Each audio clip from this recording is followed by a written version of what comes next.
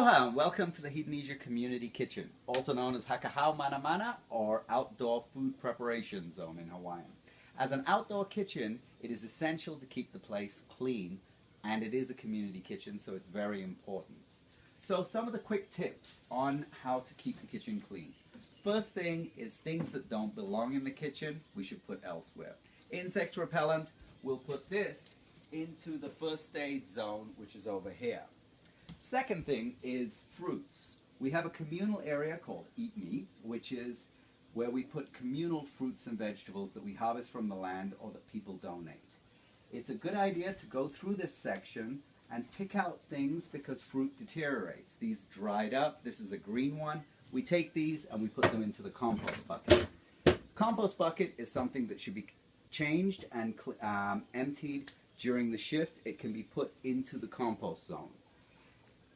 Pig slop bucket is also something that should be taken out to be fed to the pigs. This is more food and compost that is more pig friendly.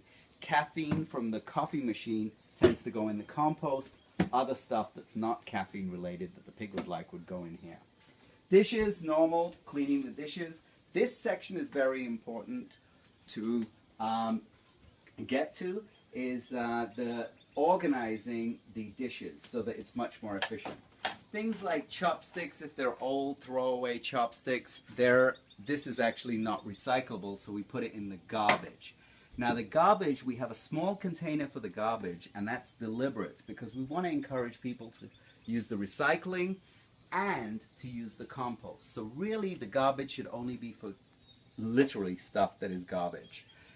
This is also needed to be emptied, and we empty that into the garbage cans over at Pandora's Box. Now, when coming over here, we want to organize the dishes. We try to give it some semblance of order.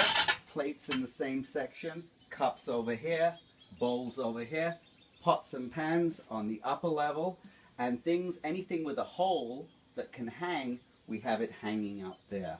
And the idea is that everything can be put away and drains in one location that then drains into the sink. So it makes it really efficient. You wash the dish, you put it away, it dries, and it's ready for use again.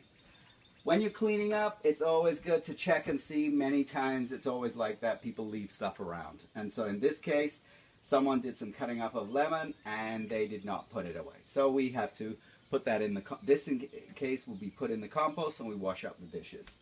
Same thing, countertops, anything that doesn't really belong in the kitchen, we remove many of those things. So in this case, a padlock that's going to go down into the tool shed. Sinks, we scrub down the sinks, wipe down the counters, everything like that. We always try to ensure that we have a lot of rags that are clean and ready. Dirty rags go down below, so like this one is a used rag. So what I do is I put that in the dirty rag section for laundry. Clean rags we use here. As an eco-hostel, we don't use napkins, bleached paper towel napkins. We use rags, which are our old cut-up towels, and it's much more eco-friendly. We can reuse them again and again, and then we just take them to the laundry. Now with the skillet, this is an oil skillet. So again, there's the special instruction of cleaning a skillet to wipe it up to make sure it's clean. Same thing, wiping down stoves, countertops. Underneath the level here, we try to put pot lids over in this section, and we basically try to organize the appliances. The rice cooker, we get the lid for it, and we organize this in a more neater order.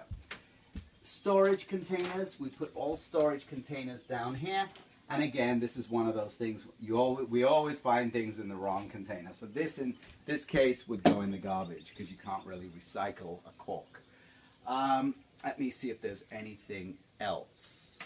Sweeping. Sweeping is very important as well. You can choose whether to mop or wipe the floor, but one thing to do is to take the mats out first, and that can easily just be shaken over here. They can be shaken. We often rest the mat here, all three mats, and then we sweep out the floor to get it all out. And that is most of the aspects. I like to keep the water gun. This is a water gun. I like to keep this full because the chickens sometimes come into the kitchen, and we use the water gun to keep them a little bit away.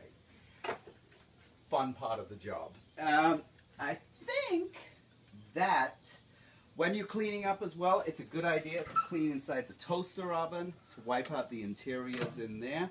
And then the final part that closes out is this is the second donation area. When people leave, they leave food when they're checking out, and this food is free for all volunteers and guests to use.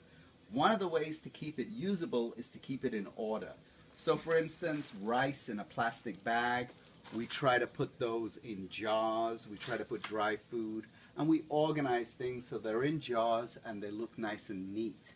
And that also prevents any cockroaches or rodents from coming in to eat those foods. We try to make sure that we keep it all hygienic. With wiping surfaces, you do not have to use a detergent cleaner or bleach. We're an eco-hostel, so we try to reduce the use of chemicals. We use muscle power. We wipe surfaces, and we use eco dishwashing liquid for our dishwashing liquid. We use scrubbers to scrub dishes. We tend not to use sponges because we have a cold water wash, and with sponges they pick up bacteria. So the tendency is we use scrubbers because that gives you a much easier way to clean the dish without having to use too much soap and too much chemicals. So it's a very important part of what we do. It's very deliberate.